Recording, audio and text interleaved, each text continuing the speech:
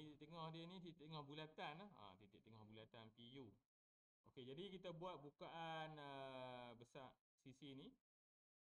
Okey, buat bukaan sama besar ni. Jadi kita pusing terus naik ke atas. Benda yang sama kita buat letak dekat P. Buat sampai U, pusing kat atas juga. Okey, jadi kita akan dapat macam ni. Kan? Kita buat bukaan yang sama besar dekat U dengan dekat P. Pusing ke atas, kita akan dapatlah satu titik persilangan. Okey, jadi titik persilangan ini akan jadi titik tengah kepada bulatan PU. Okey. Ingatlah tadi kita buat bukaan PU sama di kiri dan kanan lah. Sama besar lah. Kita dapat satu titik persilangan. Persilangan ni adalah titik tengah bagi P sampai U. Jadi letak jarum dekat sini, buat bukaan sampai P, pusing sampai U.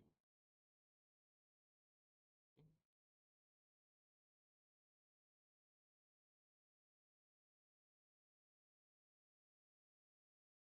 Sebab apa dia kata senang tu?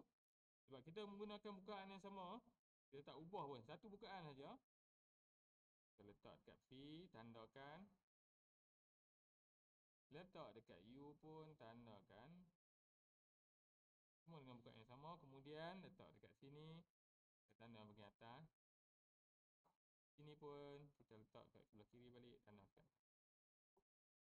Okay, jadi kita sambungkan titik-titik yang persilangan yang kita dapat ni untuk mendapatkan hexagon lah. Ini tanda semua. Okay.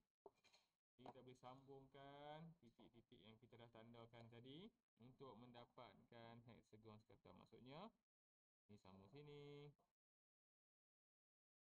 Sini sambung sini.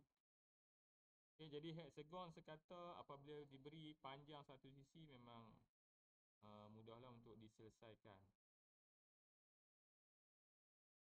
Ni sambung sini.